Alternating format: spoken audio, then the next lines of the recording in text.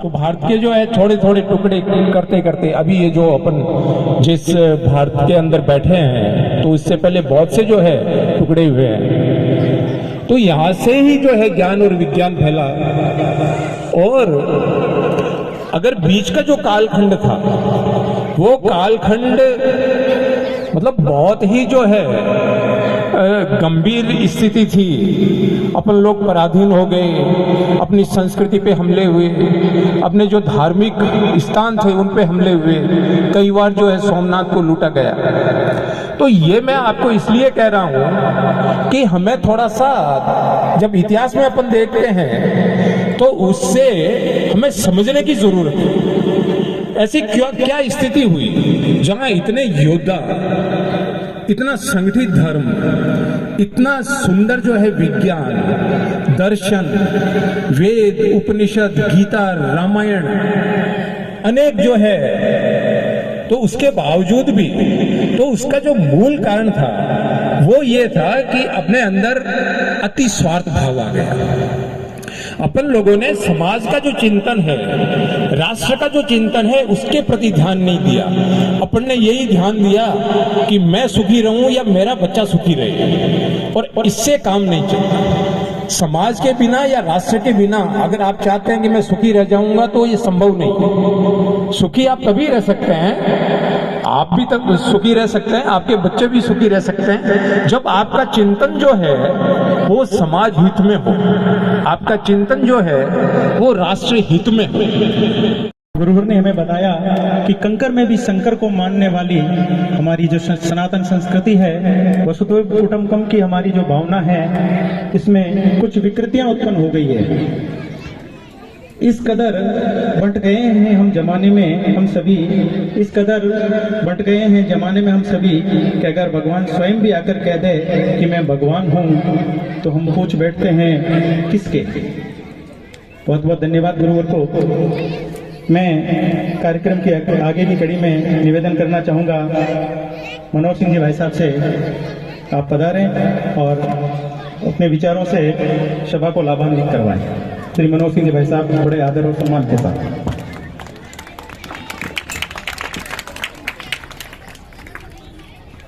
परम श्रद्धेय गुरुवर सूरजनाथ जी महाराज साहब, पीठाधीश्वर पांचला सीधा दसनाथ आश्रम। ये हम सबका परम सौभाग्य है कि गुरुदेव स्वयं आज हमारे बीच आए हैं।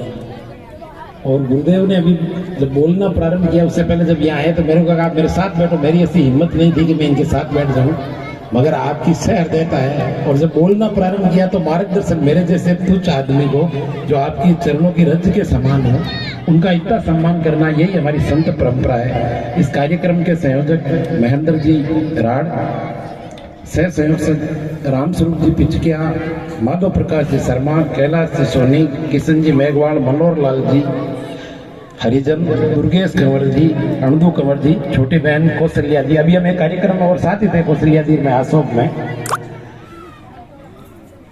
एवं सामने विराजमान मातृशक्ति, पिता तुल्य बुजुर्गों, युवा साथियों एवं प्यारे बच्चों। और मेरे लिए ये समस्या है कि गुरुदेव के श्रीमुख से हमने जो प्रवचन सुने उसके बाद बोलना बड़ा मुश्किल काम है, मगर गुरुदेव ने ऐसा निर्देश दिया है तो मैं मेरी बात संक्षिप्त रूप में आपके सामने रखूंगा।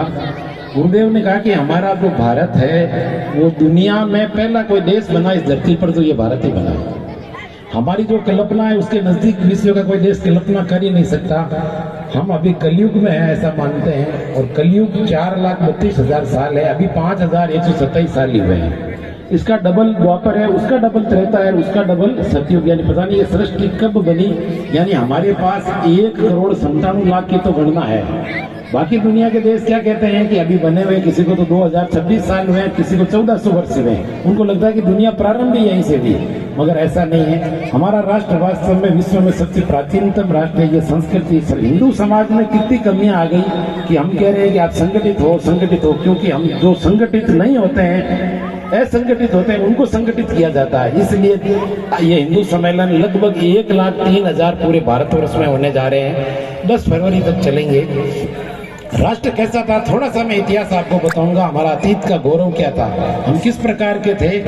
अभी उद्घोषक महोदय बोल रहे थे कि क्या थे, क्या हो गए, क्या हो जाएंगे, ये चिंता का विषय है। तो थे क्या, तो हमारे देश के बारे में जो विदेशी लोग यहाँ आए, हमारे यहाँ यवन आए, होन आए, कुषाण आए, बाद में मुसलमानों की विभिन्न प्रजातियां आई, बाद में डच आए, फ्रांसीसी आए, पुर्तगाली आए, अंग्रेज आए। और इस बात को मौका देता हूँ, जब वो वार करते हैं तो महाराणा प्रताप अपनी तलवार से रोक लेते हैं। अब बारी महाराणा प्रताप की थी।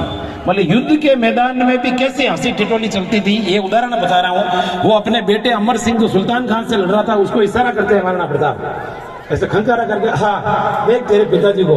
और वो जब बेलोन खां पे वार करते हैं, उसका टोप और सिर और ये पूरा धड़ और घोड़ा सब काट कर तलवार नीचे लगती है।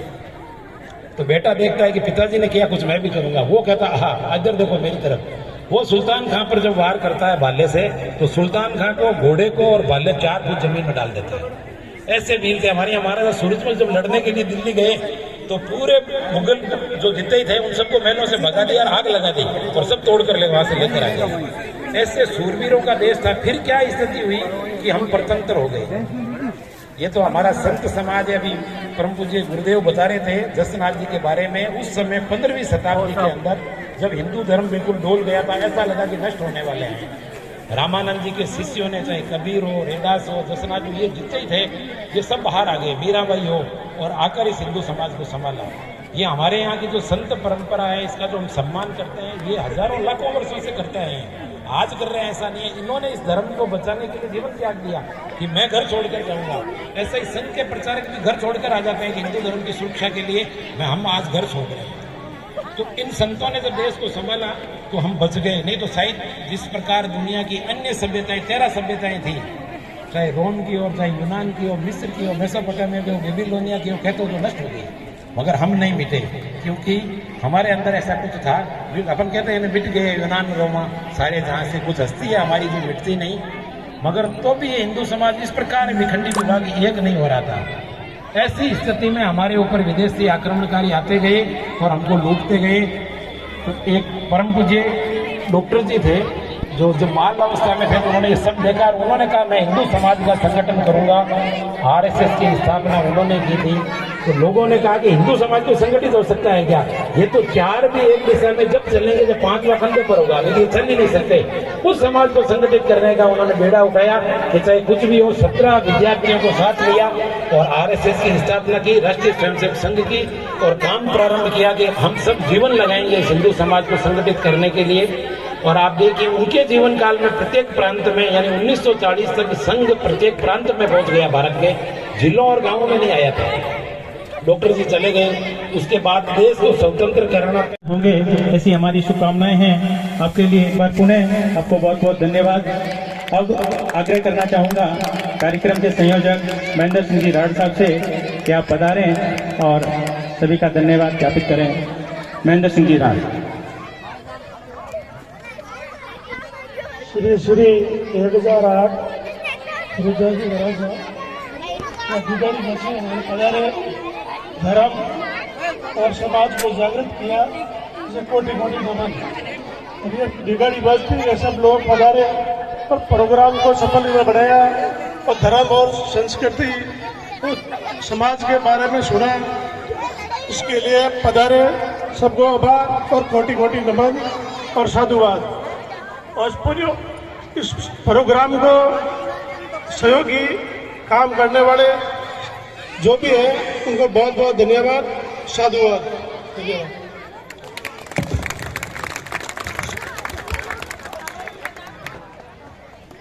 कार्यक्रम की पूर्णाहुति की तरफ हम बढ़ रहे हैं और आज के इस भव्य कार्यक्रम की अंतिम जो प्रस्तुति है वो भारत माता की आरती होगी।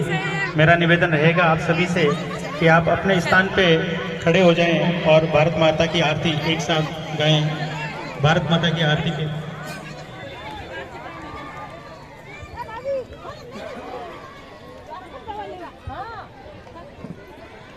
जय जय श्री राम, जय जय श्री राम। सभी एक बार भारत माता की जय बोलेंगे, उसके बाद भारत माता की आरती। भारत माता की, भारत माता की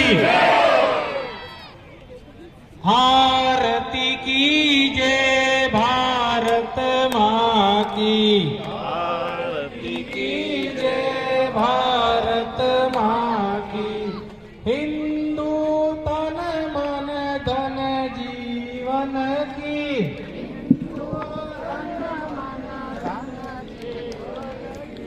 आरती की जय, भारत माँ की। आरती की जय, भारत माँ की। तेरे कारण राम लक्ष्मण, तेरे कारण राम लक्ष्मण धनुष बाण लिए फिरते वन वन। धनुष बाण लिए फिरते वन वन।